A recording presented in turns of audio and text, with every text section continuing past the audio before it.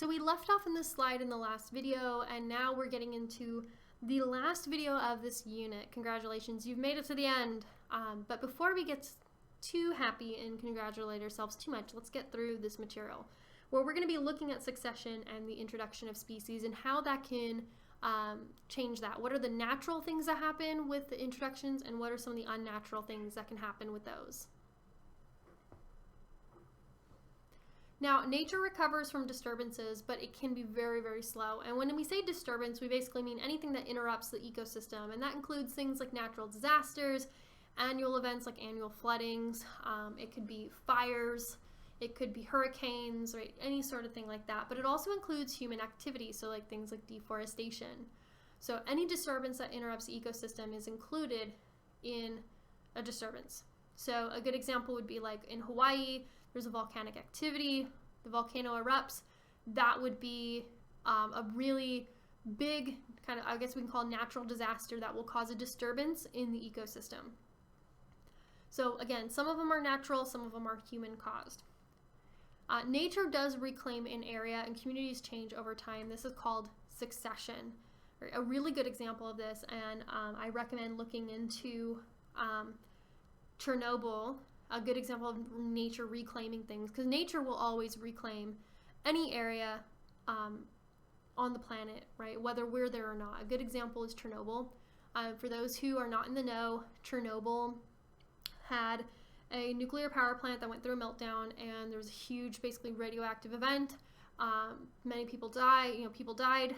People had to evacuate. The entire city of Chernobyl in Ukraine is a ghost town. So everyone left. I mean, if you go there, which some people can go there now, if you go there, it is basically, it is a complete ghost town. Things were literally left, like you're leaving food in the fridge, you're leaving furniture in the house, you're not picking up your stuff and moving, you're just leaving right now, whatever you're doing. And so the entire city is like that. Every single building, every single street is empty, every single building is just left as it was back in the 80s when Chernobyl melted down. But what you see now is nature has really done well to reclaim the area. You see trees and vines throughout the entire city weaving their way up through buildings and along walls. Wildlife have come back. They run through the streets and through the buildings as well. It looks like a jungle has completely overgrown the entire city, because it has. And that's a good example of succession after human impact. But succession also happens without human impact, because you have to start from somewhere, especially if something like a volcano or a flood or a fire comes through. So primary succession is what starts with no soil and no life. We're talking about absolute empty, like rock.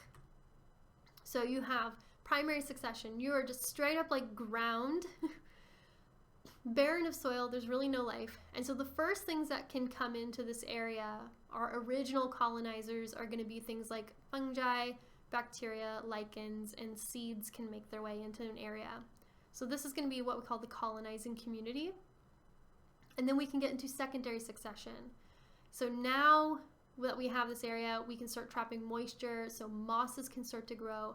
Some of those seeds are going to germinate. Usually you see things like grasses, things that grow very fast and are pretty hardy, can grow in that second step of the intermediate communities, or at least the first of the intermediate communities. And slowly you start to see that bigger plants start to grow. Things like herbs and shrubs will start to shade out the mosses. And so the plants start to get a little bit bigger, a little bit longer lived, a little more established. And then finally you start to see small trees, and they're going to start pushing out some of the shrubs. And then the longer living, right, larger species, they're going to outcompete the original colonizers. And now this is going to be much more stable, much more self-sustaining, longer living community. That's what we call the climax community. And so this is what we see happen when a natural disaster comes through.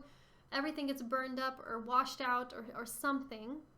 And so we start with the fastest reproducing, the hardiest of organisms colonizing first. And then slowly we see those who are a bit slower but more competitive coming in, succeeding the previous organisms living there. So that's why it's called succession, because over time, right, we are going to see a changing of the community, and that the longer living, larger species are going to finally be able to pick up enough steam to really kind of complete the ecosystem. So for example, let's say there's a fallen dead tree, fungi can colonize that. Another example would be weeds growing in a formerly cultivated field, and eventually bigger things can come in and outcompete those weeds. So succession leads to climax communities in the absence of disturbances. So as long as you don't disturb the area, succession will lead to a stable climax community.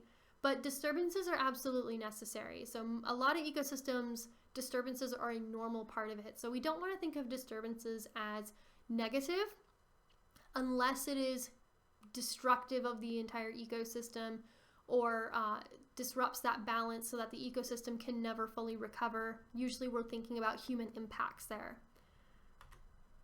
Now, certain species are going to help with this ecosystem more than others too. We call those keystone species.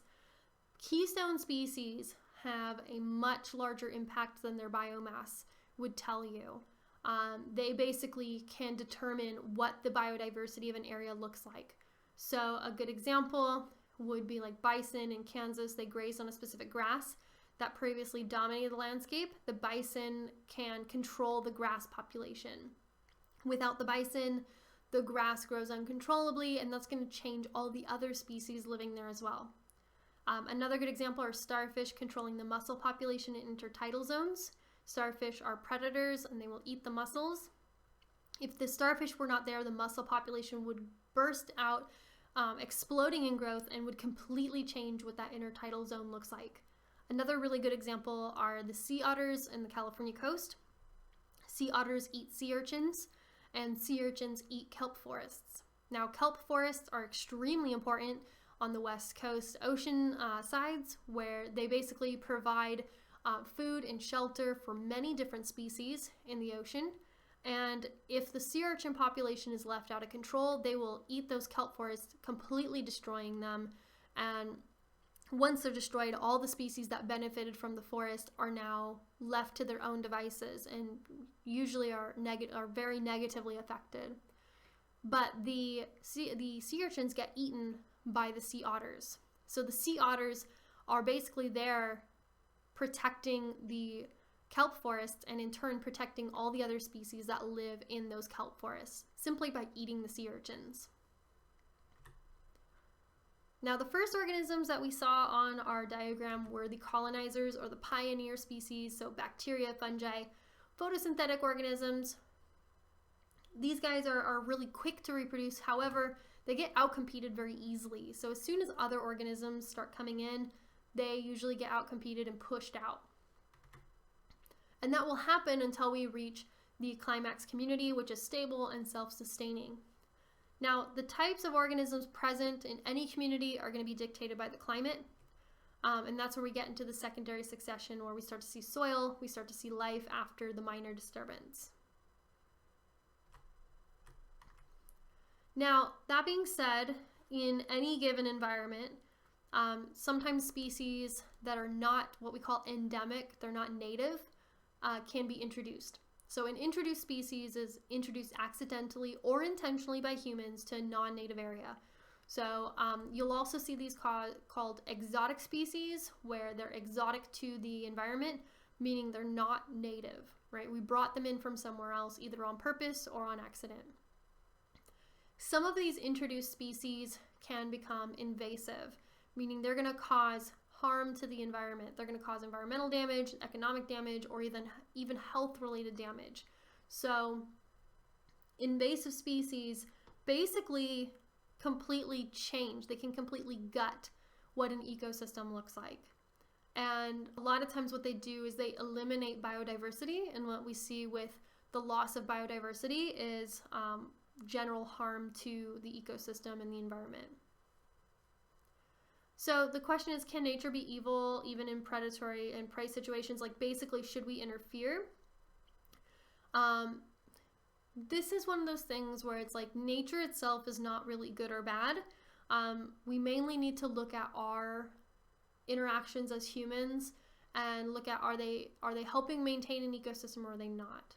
So should we ever interfere, right? There are some situations where we may need to interfere, mainly because it's probably something we did originally that disrupted that that balance, and now we have to go in and fix it. That would be one case where we should probably interfere. If humans cause the damage, we should also be responsible for fixing it. But it's questions like, how do we preserve keystone species and control the invasive species without negatively affecting the environment? Obviously, we can't go through and like nuke the invasive species because we'll destroy everything else with it. There's also questions, should we suppress fire and floods that affect humans, even if they're important to the ecosystem? A good example of that is the fire season in California. So before humans, or before like the population of California really grew and started encroaching on these forested areas, forest fires were a normal part of the grasslands, the hills, and the mountains of California. In fact, some of the trees that are out there in these forests require fire in order to release their seeds, right? So it's called fire ecology, and if you suppress that fire, you're basically taking away the reproductive, I guess you say, rights, or the ability to reproduce from certain organisms out there. Those fires clear a lot of the underbrush and will revitalize the soil for new organisms to come in, right? New trees, new bushes, new everything to grow. So fire has normally been part of these areas in California, but with humans, for a long time when humans started living there and encroaching on these areas, we would stop any and all fires. And we did that to protect human lives. We did that to protect human property mainly. And we disrupted the ecosystem. And what we saw was actually the opposite of what we wanted to happen. Because we suppressed fire for so long, we saw that the organic matter in the forest was building up.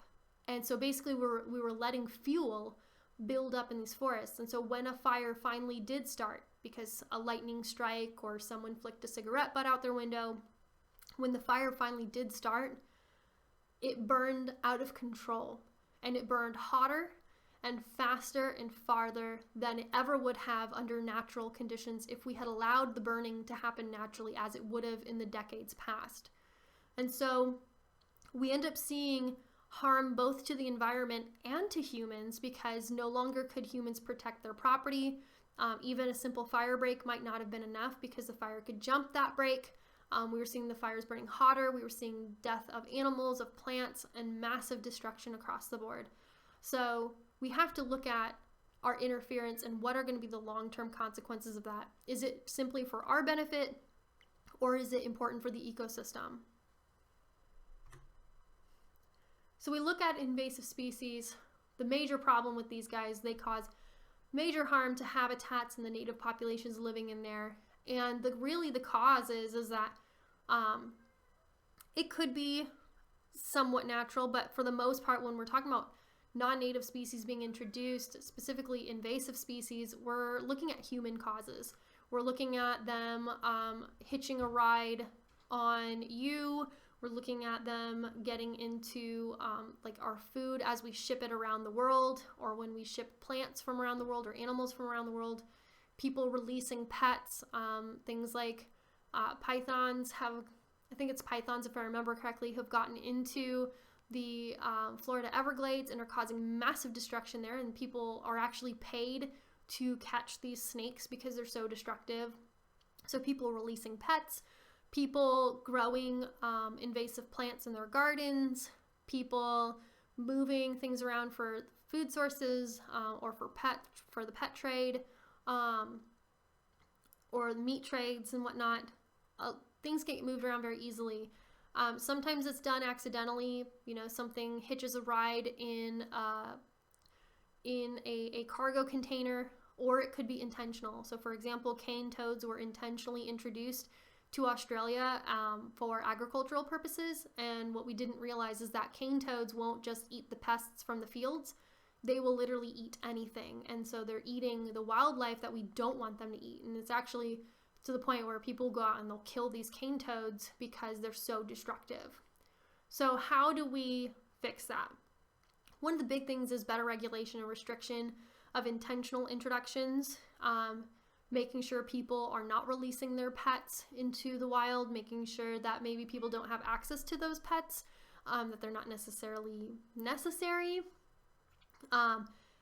Looking at regulations for importing and exporting of items like food and animals, to help kind of eliminate some of these accidental introductions as well. So there's a lot of things we can do. In fact, one of the major breakthroughs that happened, or one of the major steps forward that happened in the last few years, is there is a fungal disease that has been spreading worldwide among amphibians, and there's a specific one that was discovered in salamanders, and this was found in Europe and Asia. And Europe and Asia have some salamanders, but most salamanders are actually found in North America.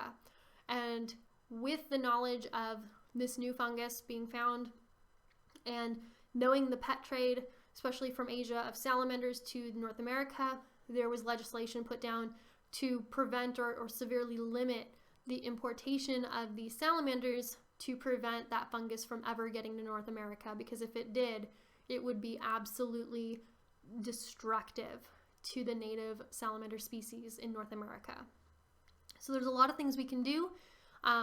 There's a lot of things that we can do to prevent this damage from happening. We just have to be vigilant and have to be willing to make certain sacrifices and restrictions to make sure that we are keeping this planet as biologically diverse as possible.